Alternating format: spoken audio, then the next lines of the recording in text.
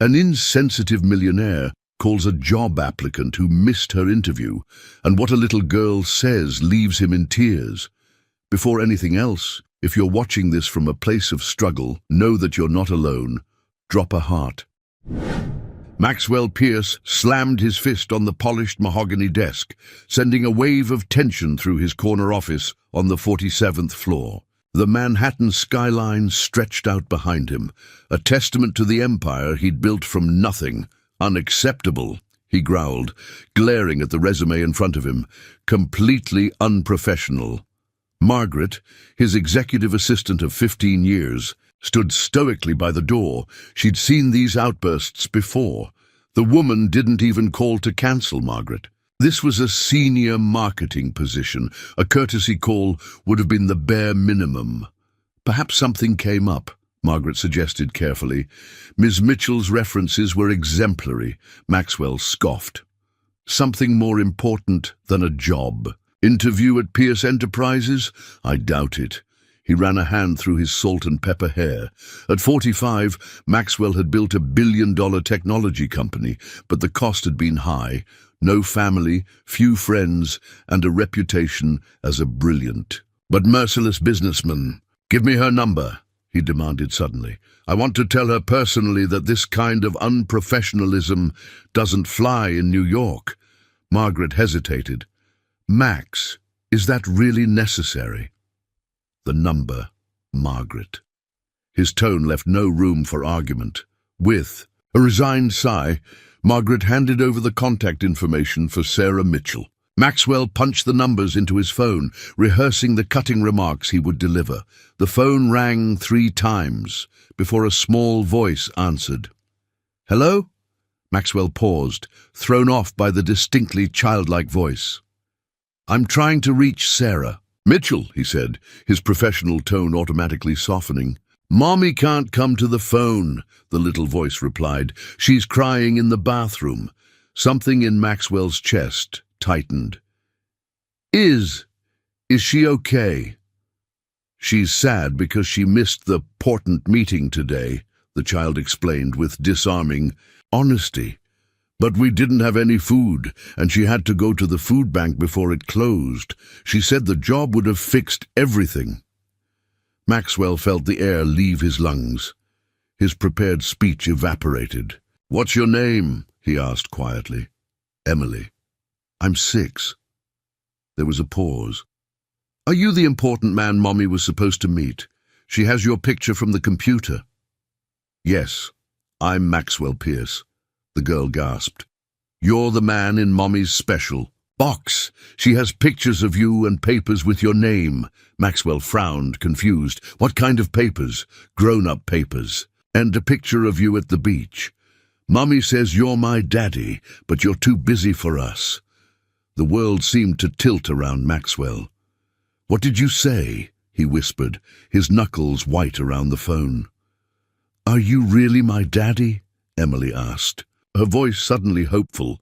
Will you come see us now? Mommy says you're the smartest, richest man in New York. She says, I have your eyes. Maxwell's hand shook as he reached for his desk chair, missing it entirely, and sinking to his knees on the plush carpet. That's not possible, he said, more to himself than to the child. I can't have children. The bathroom door creaked open in the background. Emily? Who are you talking to? A woman's panicked voice came through the line. It's my daddy. Mommy, he called us. The phone clattered, and Maxwell heard a gasp, followed by Sarah's voice, tight with emotion. Mr. Pierce, I can explain everything. But Maxwell couldn't respond. Tears streamed down his face as 30 years of certainty crumbled around him. The world's most ruthless CEO, brought to his knees by 6 simple words. Mommy says you're my daddy. Maxwell's executive suite fell silent after the call ended. He sat motionless behind his desk, staring at the phone as if it might explain what had just happened. Margaret had quietly slipped away, sensing he needed space. Impossible, he whispered. The memory surged back, a doctor's office 15 years ago, the grim-faced specialist confirming his sterility after a childhood illness. The medical certainty that had shaped his life choices. His computer chimed with an incoming email from Margaret, Sarah Mitchell's complete file. Maxwell clicked through the documents with trembling fingers. Resume, references, background check. And there it was, a note about a 6-year-old daughter. He searched Sarah Mitchell and scanned through social media accounts until he found her. His breath caught. The woman looked vaguely familiar, a ghost from his past. And beside her in several photos was Emily, a little girl with his steel blue eyes and characteristic dimple. Maxwell's mind raced back 7 years to the tech conference in San Diego. 3 days of networking, 1 night of unexpected connection with a brilliant young software developer, Sarah. They'd spent 1 passionate weekend together before he returned to New York. She'd tried contacting him afterward, but his assistant had blocked her calls as per standard protocol with Maxwell's. Brief entanglements. Call my car, he barked into the intercom. Within minutes, Maxwell was speeding through Manhattan traffic toward the Bronx address in Sarah's file. The neighborhood was a stark contrast to his penthouse world.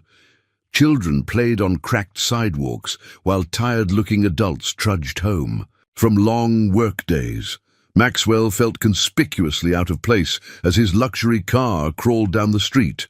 He found the apartment building, a worn brick structure with peeling paint. Taking a deep breath, he approached the buzzer for Unit 4B. His finger hovered over the button. What would he say? What could he say? If Emily truly was his daughter, the possibility sent equal waves of terror and wonder through him. The building. A door suddenly swung open as a tenant exited. Maxwell caught it reflexively and stepped inside. The lobby smelled of cabbage and disinfectant. He climbed 4 flights of stairs, his designer shoes echoing in the stairwell. Outside 4B, he paused again, straightening his tie and running a hand through his hair. Then he knocked. Footsteps approached, light and quick. The door opened a crack, secured by a chain, revealing a slice of a woman's face. Her eyes widened. "Mr. Pierce?" Sarah's voice was barely a whisper. "We need to talk," Maxwell said, his customary authority faltering. The door closed, the chain rattled, and then it opened. Fully. Sarah Mitchell stood before him, older than in his hazy memory, her face lined with exhaustion, but still striking. Behind her peered a small face with familiar blue eyes. "Are you really my daddy?" Emily asked. Maxwell Pierce, the man who controlled. Boardrooms with a glance found himself speechless. The apartment was small, but meticulously organized. Textbooks stacked on a side table suggested Sarah was studying. A makeshift office occupied one corner, a laptop surrounded by programming manuals. The kitchen counters were bare, except for a single box of cereal. "Emily, sweetheart," Sarah said, her voice steady despite the tension radiating from her.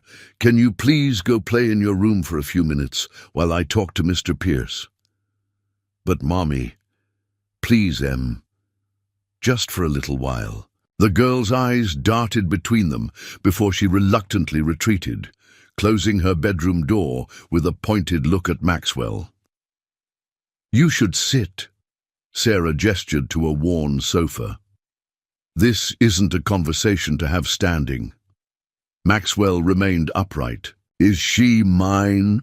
The question hung between them, stark and demanding. Sarah met his gaze without flinching. "Yes." "That's impossible. I can't have children." "Medical fact." She laughed bitterly. "Apparently, medical facts can be wrong." "You never told me?" "I tried for months. Your assistant blocked my calls. My emails went unanswered. Eventually, I got the message." Maxwell paced the small living room. "I need a DNA test." "Fine." Sarah crossed her arms. "I've got nothing to hide. I never asked you for anything, Maxwell. We've managed on our own." "Clearly," he said, glancing around the humble apartment. The remark came out more condescending than intended. Sarah's expression hardened. "We don't need your money or your judgment. Emily asked about you, so I told her the truth, that her father was successful, but not in our lives. I never said a bad word about you." A drawing on the refrigerator caught Maxwell's eye, a child's rendering of a family. A small figure labelled "Me", a taller one labelled "Mom", and a third figure with a crown and dollar signs labelled "Dad in NY." Something cracked inside Maxwell's chest. "I'll arrange for the test tomorrow," he said, his voice oddly thick, "but I want to meet her properly. Now, if that's okay." Surprise flickered across Sarah's face, softening her anger. "You do?" Before Maxwell could answer, Emily's door cracked open. "Are you done talking about me yet?" Sarah smiled faintly. "Come meet Mr. Pierce properly, Emily." The little girl approached cautiously, studying him with an intensity that mirrored his own boardroom scrutiny. She extended her small hand formally. "I'm Emily Mitchell. I'm in first grade and I'm good at math." Maxwell knelt slowly, meeting her at eye level, and took her tiny hand in his. "I'm Maxwell Pierce. I'm good at math too." Her face lit up. "Can you do fractions? We're learning those."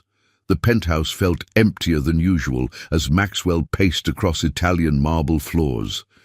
3 days had passed since the DNA test. 3 days of sleepless nights and distracted meetings. Today the results would arrive. His phone rang, the private line reserved for his lawyer. "It's confirmed, Max," said Arthur Weinstein, his attorney of 20 years. 99.99998% probability of paternity. She's your daughter." Maxwell sank onto the nearest chair. "How is this possible, Arthur?" "The doctors said medical miracles happen, or medical errors. Either way, you have a 6-year-old daughter. The question is, what are you going to do about it?" What indeed? Maxwell had built his empire on decisive action, but this situation defied his usual approach. "I need to see them again," he said finally. An hour later, Maxwell sat across from Sarah at a quiet cafe near her apartment. They'd agreed to meet while Emily was in school. "The test confirmed it," Maxwell said without preamble. Sarah nodded. "I never doubted it. I want to be part of her life." The words surprised him as much as they did Sarah.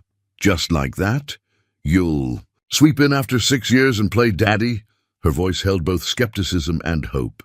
"I missed 6 years I can never get back," Maxwell said quietly. "I don't want to miss any more." Sarah studied him carefully. "This isn't a business acquisition, Maxwell. You can't just decide you want her and take over. Emily has a life, routines, feelings." "I understand that. Do you?" "Because the Maxwell Pierce, I remember, wasn't exactly known for his emotional intelligence." The comment stung, because it was true. "People can change." "Can they?" Sarah leaned forward. "Why do you want this?" "Really? Because she's suddenly yours, another possession, or because you actually care about her well-being?" Maxwell considered the question honestly. The revelation had shaken him profoundly. Something had awakened within him, something he'd never known existed. "When I heard her voice on the phone," he said slowly, "something happened to me. I can't explain it.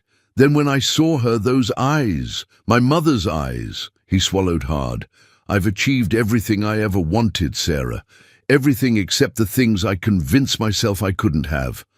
A family." Sarah's expression softened slightly. "Emily asks about you. Has for years." "What do you tell her?" "That her father is a very important man who doesn't know about her. I never wanted her to think you rejected her." Maxwell felt a surge of gratitude toward this woman who'd raised his child alone without bitterness. "What do you need?" he asked. "Both of you?" Sarah laughed softly. "That's such a CEO question. We're not a problem to solve, Maxwell." "I didn't mean it that way," he said, frustration edging his voice. "I want to help. Emily needs stability, consistency, a father who shows up not just financially but emotionally. Can you provide that, truly?" The playground bustled with activity as Maxwell watched Emily swing higher and higher, her laughter carrying across the park. It was their 3rd weekend together, a tentative routine they'd established with Sarah's cautious blessing. "Higher, Max! Push me higher!" Emily called. He still felt strange hearing her call him Max instead of Daddy. But Sarah had suggested they take things slowly. Emily knew he was her father, but building that relationship would take time. "Not too high, monkey," he cautioned, giving another gentle push. The nickname had slipped out naturally during their first outing, and Emily had beamed with delight. From a bench nearby, Sarah observed them, her expression a complex mixture of emotions. Their own relationship remained cordial but guarded. Too much history, too many unspoken words between them. "Max," Emily said as the swing slowed, "why don't you live with us?" Maxwell froze. He'd been dreading this question. "Well, grown-ups sometimes have complicated living arrangements. Tommy's dad lives somewhere else too, but now he's back home. His mom says they're trying again." Maxwell carefully helped her off the swing. "Every family is different, Emily, but I'll always be your dad, no matter where I live. Promise? I promise?" The solemnity in her eyes nearly undid him. Later, as Emily played with another child on the jungle gym, Maxwell joined Sarah on the bench. "She's asking questions," he said quietly. Sarah nodded. "I expected she would. I'm not sure I'm answering them right. There are no perfect answers, just honest ones." She hesitated. "You're doing better than I expected."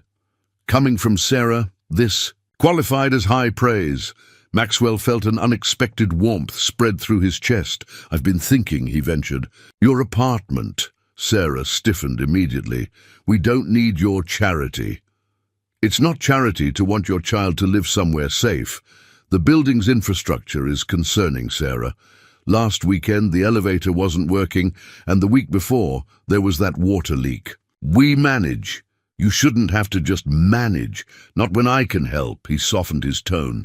"I'm not suggesting anything dramatic. Maybe a better apartment in the same neighborhood. Emily wouldn't have to change schools." Sarah was quiet for a long moment, watching Emily play. "I've applied to a coding boot camp," she finally said. "If I get in, it could change everything for us. Better job, better future."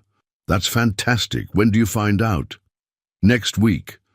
But the program is full-time for 3 months. I'd have to quit my current job, and with childcare costs." She shook her head. Maxwell saw the opening. "Let me help with that, not forever, just while you're in the program. Consider it an investment in Emily's future." Sarah's pride warred visibly with practicality. "I'll think about it." A shriek of laughter drew their attention. Emily was being chased by a boy around the jungle gym, her face alight with joy. "She looks like my mother when she smiles," Maxwell said softly. "I have photos I could show you sometime."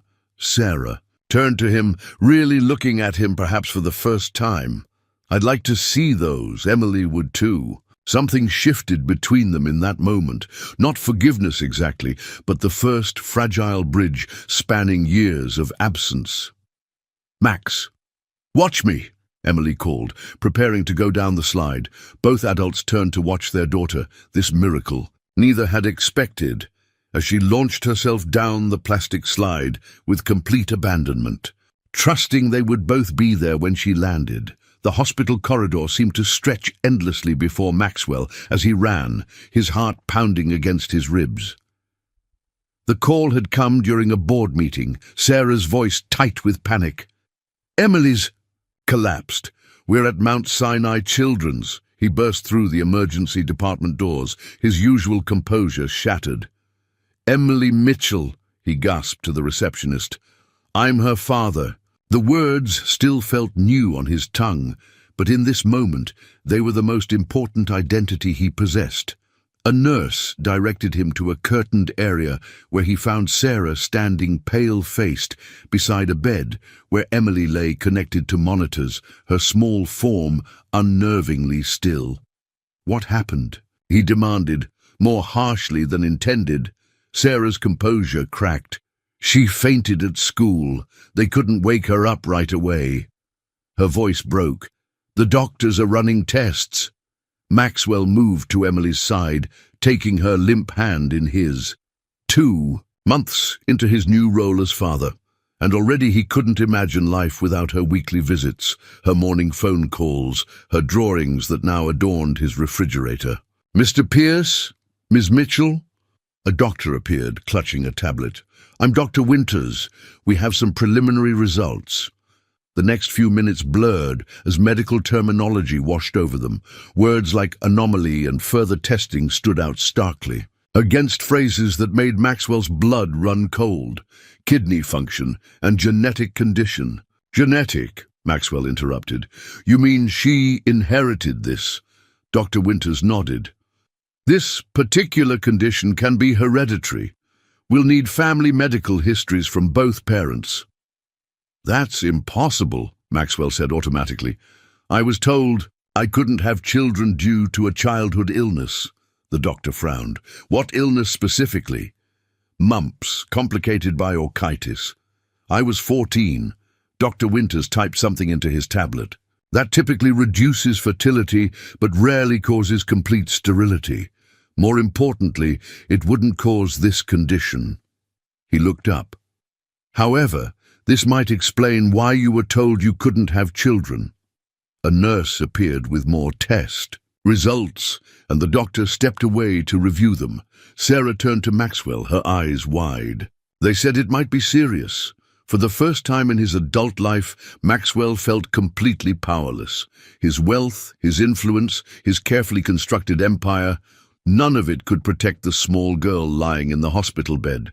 "She'll be okay," he said, the words hollow even to his own ears.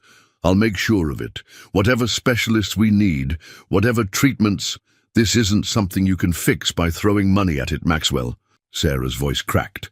"This is our daughter. Our daughter."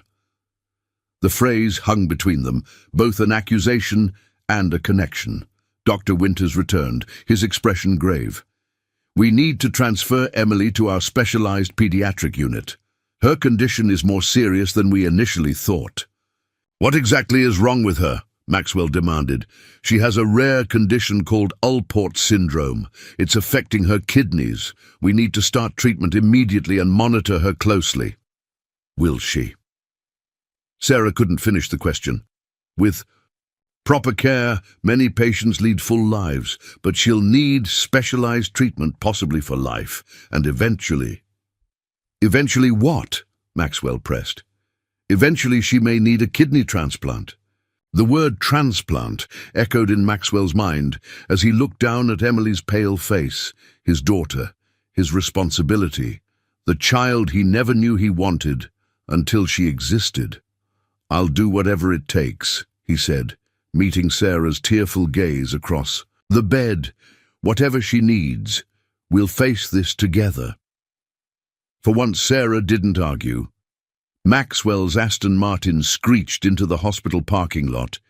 He'd cut short a meeting with Japanese investors, a deal worth billions, without explanation. Nothing mattered except the text from Sarah. "Emily's tests are back. Doctor wants to talk to both of us." The past month had blurred into hospital visits, specialist consultations, and late-night research sessions. Maxwell had deployed his corporate efficiency to Emily's medical crisis, creating spreadsheets of treatment options and flying in specialists from across the country. He found Sarah in the waiting room, her eyes red-rimmed from lack of sleep. Neither spoke as they were led to Dr. Winters' office. "Emily's kidney function is declining faster than we anticipated," the doctor explained gently. "The medications aren't working as effectively as we'd hoped." "What are our options?" Maxwell demanded, falling into negotiation mode. "Long-term, she'll need a transplant, ideally from a family member." "Test me," Maxwell said immediately. Dr. Winters hesitated.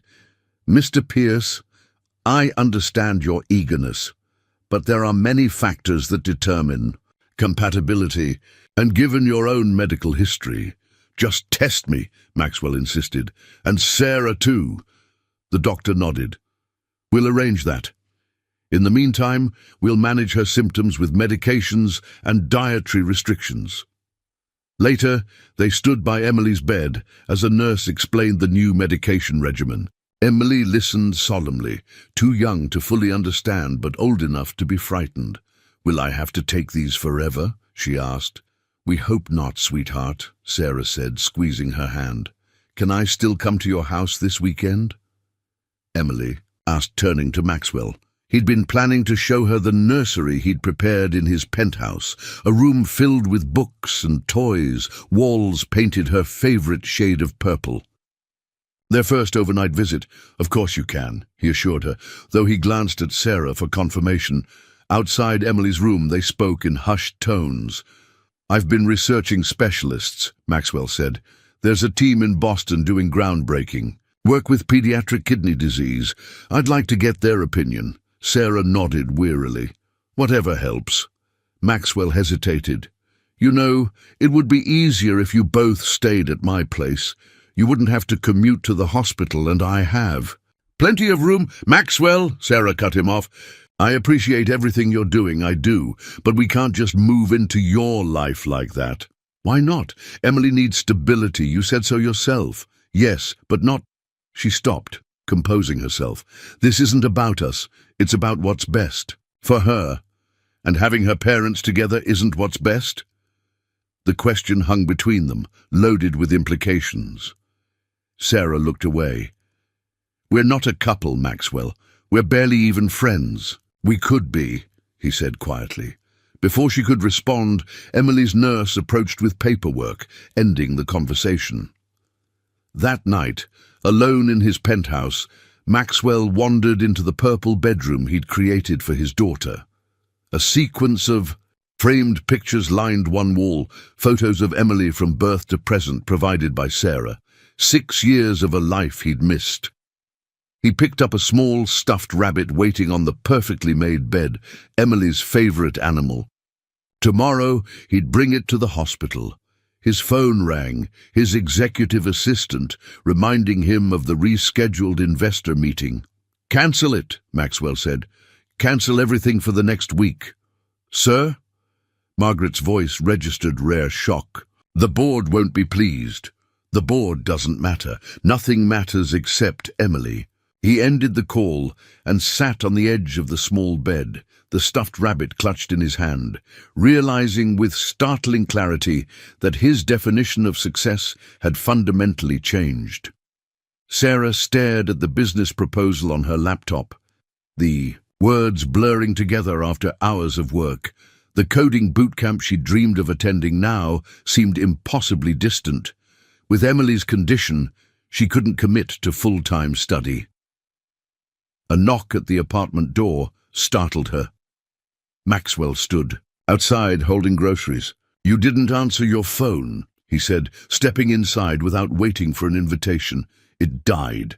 I forgot to charge it."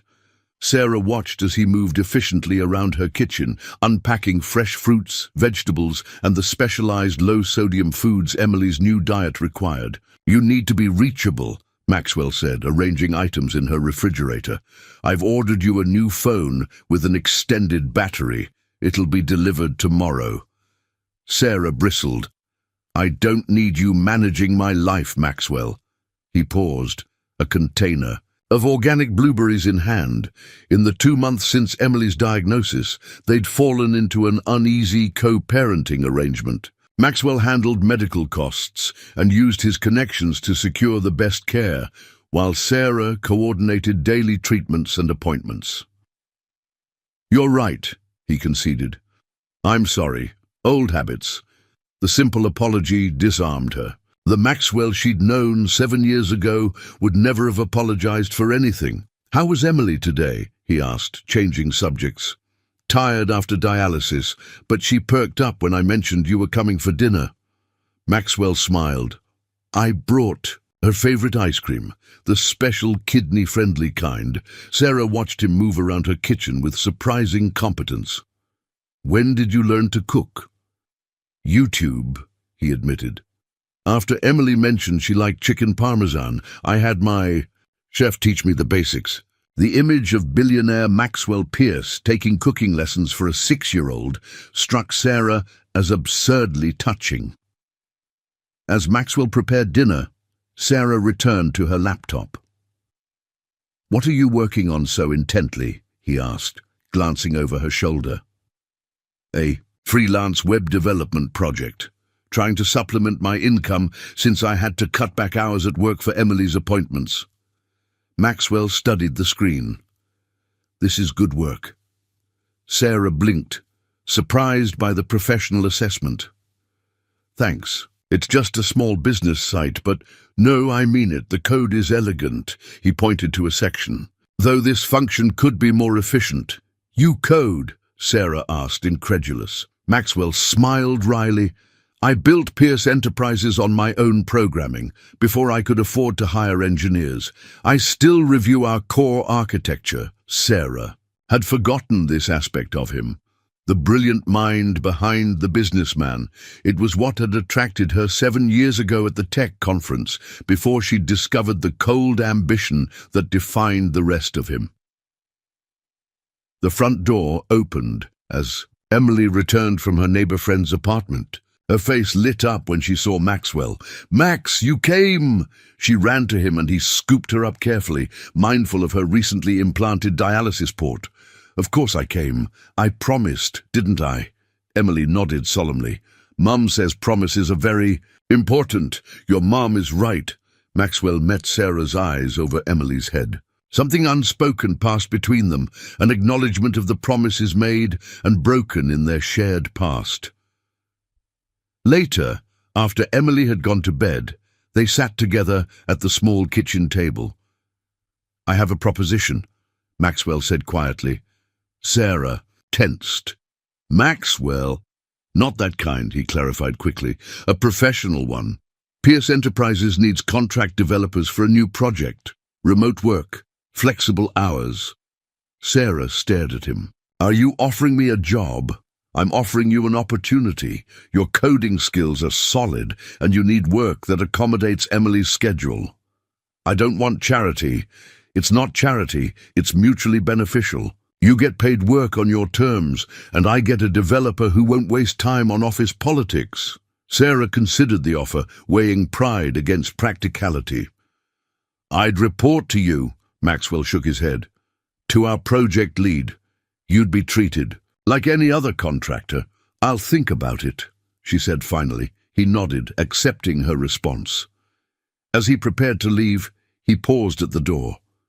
"Sarah, about what you said at the hospital, that we're not even friends. Could we try to be?" The vulnerability in his question caught her off guard. This wasn't the Maxwell Pierce who dismissed her calls 7 years ago. "For Emily's sake," she agreed cautiously. "We can try." "What do you mean, not compatible?" Maxwell's voice echoed through the consultation room. Dr. Winters sighed. "Neither you nor Ms. Mitchell is a suitable kidney donor match for Emily. Your blood types are compatible, but the tissue typing shows high risk of rejection." 3 months had passed since Emily's diagnosis.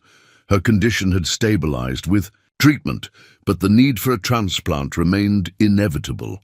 "There has to be a mistake," Maxwell insisted. "We ran the tests twice," the doctor confirmed. "I'm sorry." Sarah sat quietly, absorbing the news while Maxwell paced like a caged tiger. "So, what now?" she finally asked. "Emily goes on the national transplant list," Dr. Winters explained. "Given her age and condition, she'll have priority, but it could still be months or longer." "Months?" Maxwell's voice rose. "She needs help now." "Her dialysis is managing the symptoms," the doctor reminded him. "Many patients wait years for compatible donors." "Unacceptable," Maxwell snapped, falling back on his familiar corporate coldness. "There must be alternatives." "Extended family members could be tested," Dr. Winters suggested. "Siblings, aunts, uncles, grandparents?" "My parents are deceased," Sarah said softly. "I have no siblings." "My father died years ago," Maxwell added. "My mother is in her 70s with health issues of her own." They left the hospital in silence, the weight of uncertainty pressing down on them. In the parking lot, Maxwell turned to Sarah. "Move in with me," he said abruptly. "What? You and Emily? My penthouse has 5 bedrooms. You'd have your own space, privacy. Emily would have a stable environment close to the hospital. Sarah shook her head. Maxwell, we've discussed this. This isn't about us, he insisted. It's about providing the best care for Emily. The commute is wearing you down. You're exhausted. She couldn't deny that. The hours spent on subways between work, home, and hospital had taken their toll. The freelance work for Pierce Enterprises had helped financially, but time remained her scarcest resource. Just think about it, Maxwell pressed. For Emily's sake. I need to get back to her, Sarah said, avoiding a direct answer. That evening, after Emily had fallen asleep in her hospital. Bed, Sarah stepped into the hallway to call Maxwell. I've been researching alternative donor programs, he said without greeting. There's a paired exchange program where incompatible donor-recipient pairs are matched with others in the same situation. Max, slow down. The doctor said, Emily's stable for now. For now isn't good enough, he snapped. I'm holding a press conference tomorrow. You're what? I'm going public with Emily's condition, appealing for donors. With Pierce Enterprises' platform, we can reach millions. Without discussing it with me first, Sarah's voice shook with anger. She's our daughter, Maxwell, not a publicity stunt. This isn't about publicity. It's about using every resource I have, including turning our private struggle into public spectacle. Emily deserves dignity, not to be the subject of some billionaire's heartstring-tugging campaign. The silence that followed vibrated with tension. You still don't trust me, Maxwell finally said, his voice flat. This isn't about trust. It's about respecting boundaries. Another weighted pause. Fine, no press conference. After they hung up, Sarah leaned against the cold hospital wall, tears streaming down her face. The emotional toll of the past months crashed over her, the fear for Emily, the complicated feelings resurfacing for Maxwell, the exhaustion of holding everything together. Inside the room, Emily stirred. Mum, are you crying? Sarah quickly wiped her eyes and returned to her daughter's side. Just tired, baby. Emily patted the bed beside her. You can share my bed. It helps when I'm scared. Sarah slipped beside her daughter, holding her close, wondering how such a small child could possess such immense wisdom. Is Max coming tomorrow? Emily asked sleepily. Yes, sweetheart. Good. He promised to read me the next Harry Potter chapter. Sarah kissed her daughter's forehead, recognizing that despite their differences, Maxwell had kept every promise he'd made to Emily. Perhaps that counted for something after all. The holiday decorations in the children's ward couldn't mask the sterile hospital environment, but Emily's room had become a riot of color. Artwork covered the walls, stuffed animals crowded her bed, and a small Christmas tree twinkled in the corner. Maxwell's addition. 4 months into Emily's treatment, they'd settled into a rhythm. Maxwell visited daily, often working remotely from Emily's room. Sarah had reluctantly accepted his offer to move into a fully furnished apartment near the hospital. Not his penthouse, but a comfortable space that shortened her commute significantly. Today, Maxwell arrived with a thick folder tucked under his arm, his expression uncharacteristically nervous. Sarah, can we talk privately? They stepped into the small waiting area while a nurse checked Emily's vitals. What is it? Sarah asked, noticing the dark circles under Maxwell's eyes. He handed her the folder. I hired a private investigator. You what? Sarah's voice rose sharply. To investigate me. No, to investigate my medical history. Maxwell ran a hand through his hair, now more grey than black. Something never added up about my supposed sterility, so I dug deeper. Sarah opened the folder cautiously. Inside were medical records, letters, and legal documents. My father paid the doctor to lie to me, Maxwell said, his voice hollow. When I was 14 and developed complications from mumps, he bribed my specialist to tell me I could never have children. Sarah stared at him in disbelief. Why would anyone do that to their child? Control. Maxwell's face hardened. William Pierce didn't want an heir threatening his empire. He wanted me focused solely on the business, with no distractions like family. That's monstrous, Sarah whispered. There's more. Maxwell pointed to a specific document. The investigator found my original, unaltered medical records. According to this, I didn't just have mumps. I had a genetic kidney abnormality that went undiagnosed, the same condition that causes Alport syndrome. Sarah gasped. You mean, I'm not just Emily's father. I gave her this condition. His voice cracked with emotion. But it also means I might be able to donate after all. Sarah's mind raced, connecting dots. The tissue compatibility issue might be related to specific antigen markers associated with the condition. I've already contacted Dr. Winters with this information. They're running new tests tomorrow. Sarah sank into a chair, overwhelmed. By implications, you could be her donor. Maxwell nodded, his usual confidence replaced by vulnerable hope. It's why I never got sick, despite working myself to exhaustion. My kidneys have a unique structure, abnormal but functional. The doctor thinks I might be the perfect donor precisely because I carry the same genetic markers. The revelation hung between them, altering everything. Does Emily know? Sarah asked. Not yet. I wanted to tell you first. Sarah studied the man before her, so different from the arrogant CEO who dismissed her years ago. In his face, she saw fear, hope, and determination intermingled. Thank you, she said simply, for not giving up. Maxwell met her gaze. I've spent my life pursuing success, Sarah. I defined it as wealth, power, recognition. But I was wrong. He glanced toward Emily's room. She's my greatest achievement, and I had nothing to do with it. That's on you. You raised an extraordinary child while I was chasing meaningless goals.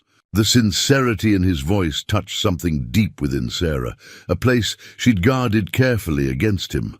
Before she could respond, Emily's nurse appeared. She's asking for both of you, the nurse said with a smile. Something about a Christmas list that needs serious discussion. They found Emily sitting up in bed, colored markers spread around her. She beamed at them. Perfect timing. I need help with my list for Santa. Maxwell and Sarah exchanged a look, one of shared purpose, shared hope, and perhaps something more. For the first time, they faced the future not as reluctant co-parents, but as allies in the most important battle of their lives. Snow fell silently outside the hospital window as Maxwell kept his solitary vigil. In the bed beside him, Emily slept, fitfully, her small body dwarfed by machines monitoring her deteriorating condition. The Christmas holiday had come and gone, marked by forced cheer in the pediatric ward and presents opened from a hospital bed. The new tests had confirmed Maxwell's stunning compatibility as a donor, but Emily's health had taken a sudden downturn, delaying the transplant. Her kidney function had plummeted, requiring more aggressive dialysis while doctors worked to stabilize her condition. Maxwell checked his watch. 3:14 a.m. Sarah had finally succumbed to exhaustion around midnight, retreating to the cot in the corner after Maxwell promised to wake her if anything changed. He studied her sleeping form, marveling at her strength through this ordeal. These past 5 months had transformed him in ways his wealth never could. Board meetings and profit margins seemed trivial compared to the numbers that now consumed him. Emily's creatinine levels, blood pressure readings, medication dosages. His phone vibrated with a text from his COO. Board meeting in 4 hours. Presence required for merger vote. Maxwell typed a simple reply. Not coming. Handle it. Then he silenced the device and returned it to his pocket.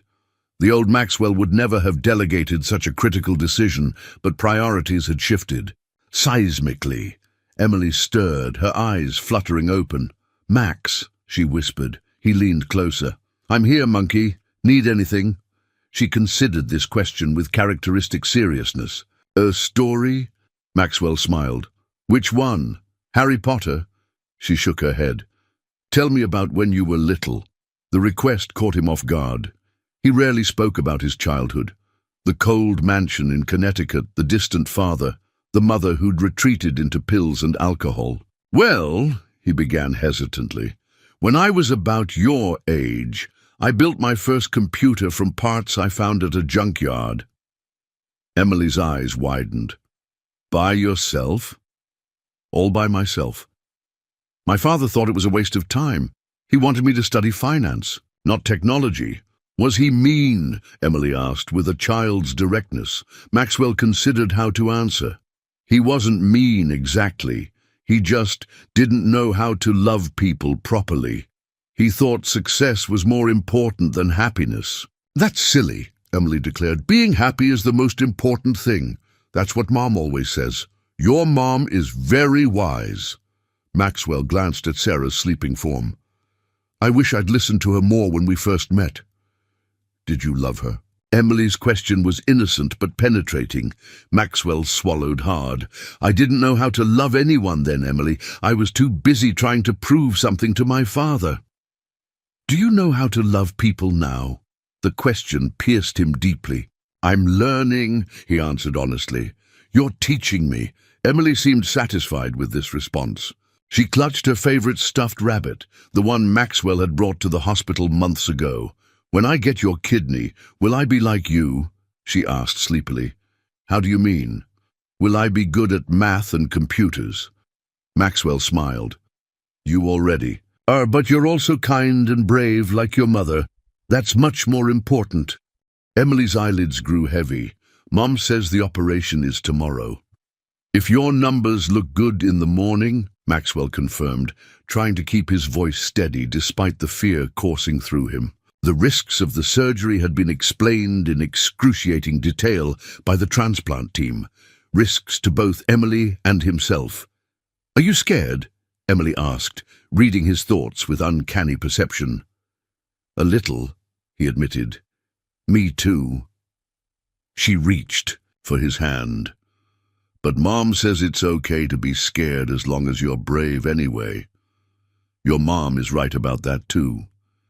Emily drifted back to sleep, her small fingers intertwined with his. Maxwell continued his vigil, watching the snow fall and contemplating how a 6-year-old girl had accomplished what years of therapy had failed to achieve, breaking through the walls around his heart. Across the room, Sarah opened her eyes, having heard their exchange. Their gazes met in the dim light, a world of unspoken feelings passing between them. Tomorrow would bring its own challenges, but for this moment they were united in love for the child who had brought them together in the most unexpected way. The morning of the transplant surgery dawned bright and cold, sunlight reflecting off, fresh snow that blanketed the city. Maxwell stood at the window of Emily's hospital room, watching the world outside continue its normal rhythm, while his own universe had narrowed to this single day, this critical procedure.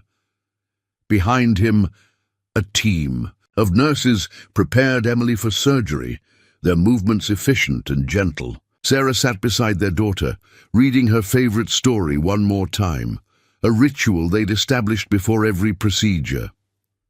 Mr. Pierce, the transplant coordinator, appeared at his elbow. It's time for your pre-op. Maxwell nodded, turning back to the room. Emily looked impossibly small in the hospital bed, her dark hair, his hair, fanned out on the pillow. For a moment, fear paralyzed him. What if something went wrong? What if, after finding her, he lost her? Max? Emily's voice cut through his spiraling thoughts. Don't forget our deal. He smiled, remembering their conversation from the night before. I won't forget. Disney World as soon as you're cleared to travel. And Mom comes too, Emily reminded him solemnly. Of course. Maxwell glanced at Sarah, who managed a tense smile. He approached the bed, heart hammering against his ribs. The business titan who negotiated billion-dollar deals without breaking a sweat now found himself terrified of a medical procedure that thousands underwent successfully each year. I'll see you on the other side, monkey, he said. bending to kiss. Emily's forehead. "I'll have your kidney and you'll have my stuffed rabbit," she replied, handing him the well-loved toy. "So we both have something of each other's." Maxwell accepted the rabbit, throat tight with emotion. It's a fair trade. As the nurses prepared to wheel Emily to the operating room, Sarah rose to walk alongside the bed. Maxwell hung back, giving them space for their private goodbye. The relationship between mother and daughter, built on 6 years of shared struggles, joys, and unwavering love, was something he observed with equal parts admiration and envy. Sarah approached him after Emily had been taken down the hall. "Your turn," she said, her voice steadier than he expected. Maxwell nodded, clutching the stuffed rabbit. "Sarah, if something happens, don't." She cut him off firmly. "Nothing will happen. You're both coming back." Her certainty steadied him. "I've updated my will anyway. Everything goes to Emily, with you as trustee until she's of age." Sarah's professional composure cracked slightly.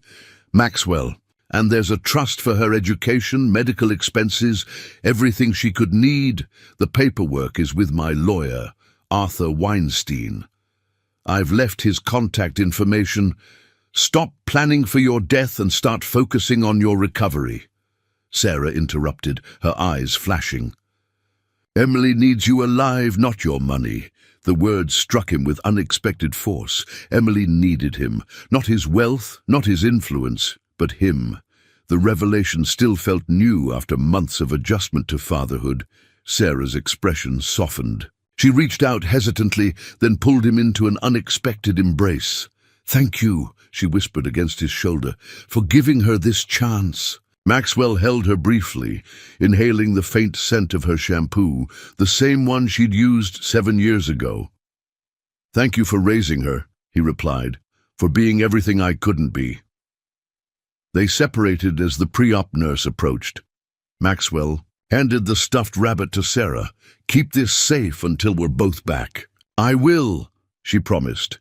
As they wheeled him toward the operating room, Maxwell closed his eyes, remembering the boardroom of Pierce Enterprises. 6 months ago, his thoughts would have been consumed with stock prices, acquisitions, and strategic planning. Now, all that mattered was a small girl with his eyes and a spirit he could only hope to emulate. The anesthesia wore off gradually, consciousness returning in hazy fragments. Maxwell became aware of a steady beeping, the antiseptic, smell of the recovery room, and a dull ache in his abdomen. "He's waking up," a voice said nearby. Maxwell forced his heavy eyelids open. Dr. Winters stood beside his bed, checking monitors. "Emily?" Maxwell croaked, his mouth desert dry. "She's doing well," the doctor assured him. "The kidney is functioning beautifully. Perfect match, as we'd hoped." Relief flooded through him, more powerful than the pain medication coursing through his veins. "Where is she?" he managed. "Still in recovery. You'll be able to see her tomorrow, once you're both stronger." Maxwell tried to sit up, wincing as pain lanced through his side. "Easy," Dr. Winters cautioned. "The laparoscopic procedure was successful, but you've still undergone major surgery. You need to rest." "Sarah? With Emily? She's been going back and forth between both of you." Maxwell relaxed slightly, knowing his daughter wasn't alone. His daughter. The phrase still filled him with wonder. "How long was I out?" he asked. "About 6 hours. Everything went according to plan. 6 hours that had changed 3 lives forever." Maxwell closed his eyes, overwhelmed by the magnitude of what had transpired. A part of him now lived within Emily, the most worthwhile contribution he'd ever made. The next 24 hours passed in a blur of vital sign checks, pain management, and brief, lucid moments. Sarah appeared periodically, updating him on Emily's progress between her own catnaps in the waiting room. "She's asking for you," Sarah told him during one visit. "They say tomorrow you can be moved to her room if you're both stable." Maxwell nodded, too exhausted for words, but grateful beyond measure. The following afternoon, nurses carefully transferred Maxwell to a reclining chair beside Emily's bed in the pediatric ICU. The sight of his daughter, pale but alive, connected to monitors and IV lines, brought tears to his eyes. "Hey, monkey," he said softly. Emily turned toward his voice, her face lighting up despite her obvious fatigue. "Max, you're okay." "I'm okay," he confirmed. "And you're okay too. The doctors say my kidney likes its new home." "It does," she agreed seriously. "The nurses say it's working super good." Sarah stood on the other side of Emily's bed, dark circles under her eyes, testifying to her sleepless vigil. Yet she was smiling, the first genuine smile Maxwell had seen from her in days. "We make a good team," Emily declared, looking between her parents. "All three of us." Maxwell met Sarah's gaze over their daughter's head. Something passed between them, an acknowledgement of the journey they'd taken, from strangers to antagonists to tentative allies, bound by the miracle lying between them. 6 weeks later, Maxwell stood in the doorway of his home office, watching Emily concentrate on the coding tutorial displayed on her tablet. After their release from the hospital, he'd converted the space into a comfortable recovery room, where he could work while keeping Emily company during her convalescence. The transplant had been successful beyond all expectations. Emily's body had accepted the kidney with minimal complications, her strength returning more quickly than the doctors had predicted. Maxwell's own recovery had been slower, a fact that amused Emily to no end. "You're an old man," she teased whenever he winced, while standing. "Respect your elders," he'd retort, secretly delighted by her increasing vitality. The sound of the front door opening announced Sarah's arrival. By mutual agreement, she'd moved into one of the penthouse's guest suites during their recovery period. An arrangement intended to be temporary, but which had gradually evolved into something less defined. "How are my favorite patients?" she called, appearing beside Maxwell in the doorway. "I finished the whole coding module," Emily announced proudly. "Max says I'm a natural." "She debugged a script faster than I could," Maxwell confirmed, his voice warm with pride. Sarah smiled. "Of course she did. She has your brain and my persistence. Poor world doesn't stand a chance." The casual acknowledgement of their shared traits in Emily no longer felt strange. Over the weeks of recovery, as they'd navigated medications, doctor's appointments, and Emily's boundless questions, Maxwell and Sarah had formed a partnership neither had anticipated. "The transplant team called," Sarah said, her tone shifting to business-like efficiency. "They want to move Emily's next checkup to Thursday instead of Friday." "I'll reschedule the board meeting," Maxwell replied automatically. Sarah gave him a measured look. "You don't have to cancel every meeting for every appointment. I can take her sometimes." "I want to be there," he insisted. "Pierce Enterprises managed without me for 6 weeks. They can handle another afternoon." The company had indeed survived his absence during recovery, largely due to the systems Maxwell had reluctantly put in place under Sarah's practical insistence. He'd learned to delegate, to trust others, to recognize that control wasn't always necessary, lessons that had changed his management style upon his return. "We should celebrate after the appointment," Emily suggested, "if my numbers are good."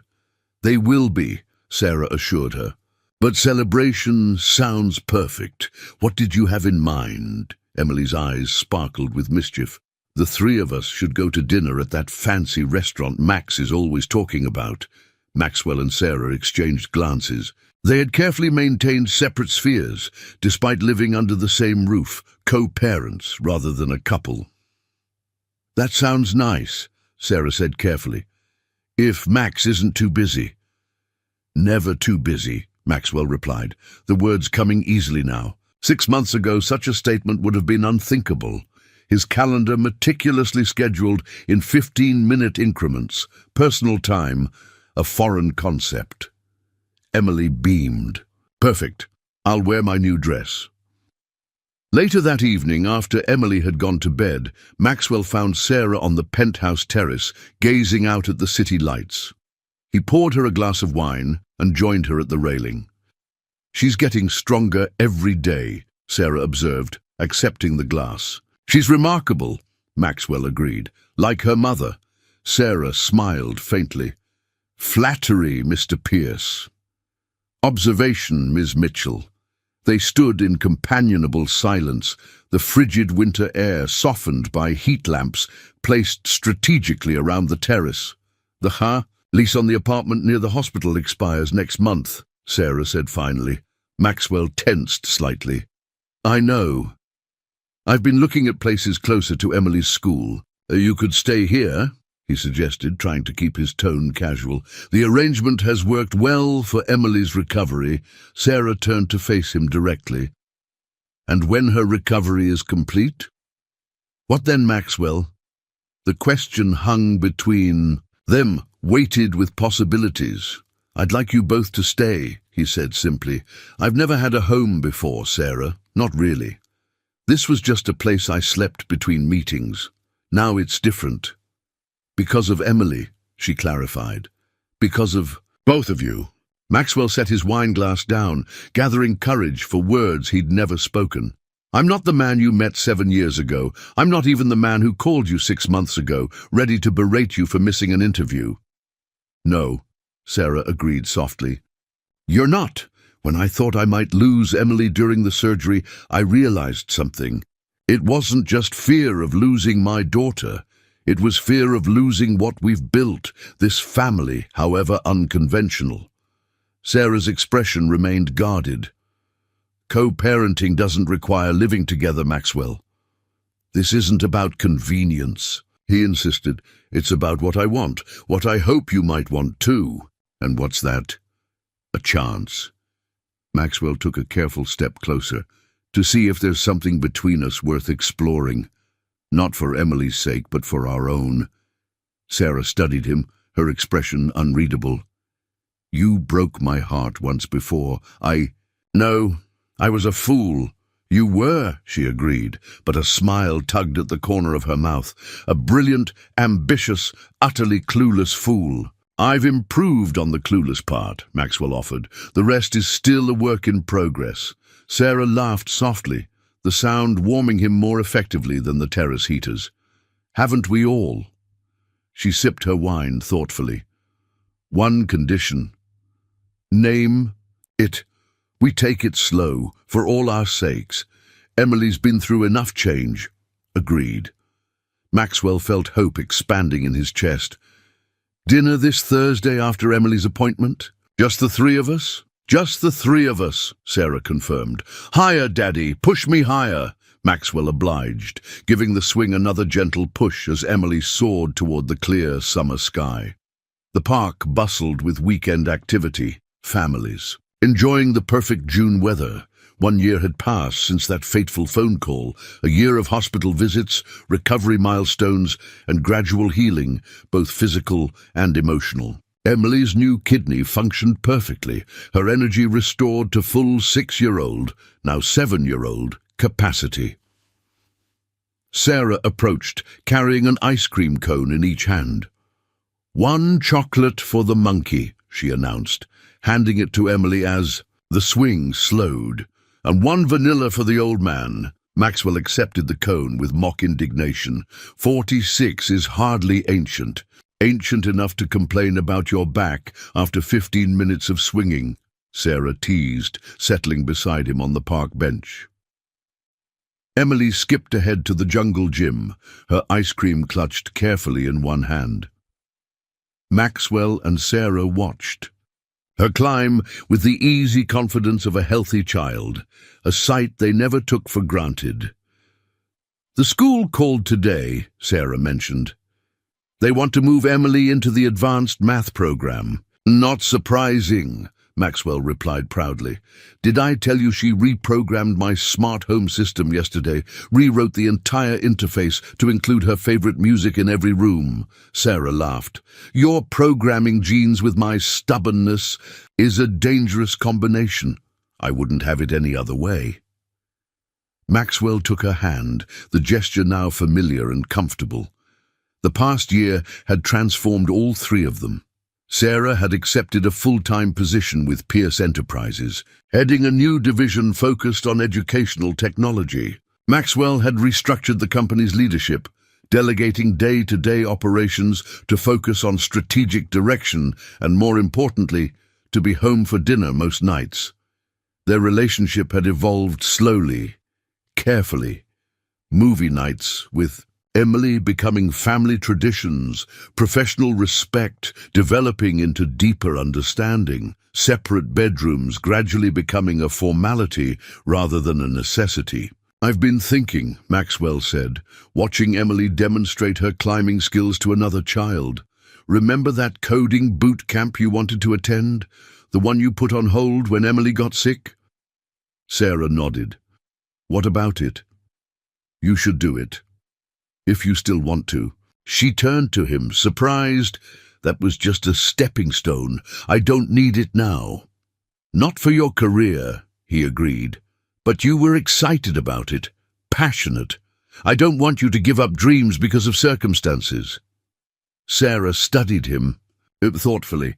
"When did you become so insightful?" "I had good teachers." Maxwell squeezed her hand. "You and Emily showed me what actually matters." She leaned against his shoulder, a gesture of affection that still thrilled him. "I might look into it. There's a weekend program that could work with my schedule." "Whatever you need to make it happen." Maxwell hesitated, then added, "Actually, I've been thinking about scaling back myself." "You, the ultimate workaholic?" "Former workaholic," he corrected. "I'm considering stepping down as CEO. Remaining as chairman but bringing in new leadership." Sarah straightened, turning to face him fully. "Are you serious? Pierce Enterprises is your life's work." "It was," Maxwell acknowledged. "Now it's just work, important work, but not what defines me anymore." He nodded toward Emily, now organizing the other children into some complex game of her own invention. "She's what matters. You're what matters." Sarah's eyes softened. "Maxwell Pierce voluntarily relinquishing control. I never thought I'd see the day." "Neither did I," he admitted, "but nearly losing Emily. It changed my perspective permanently. I don't want to miss anything else." They watched their daughter in comfortable silence, the summer sun warming their shoulders.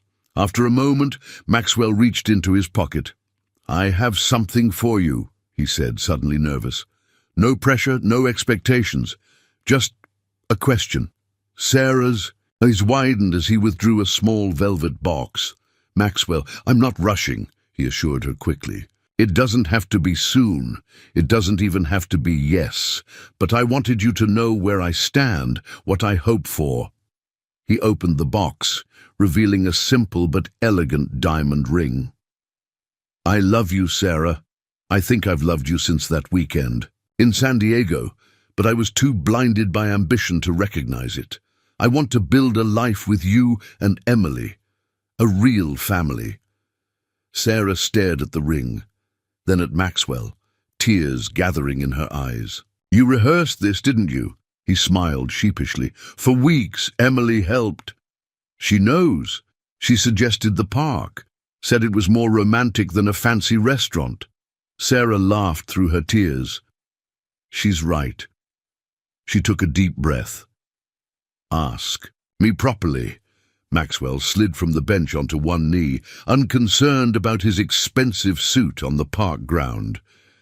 "Sarah Mitchell, will you marry me?" From the jungle gym, Emily's voice rang out.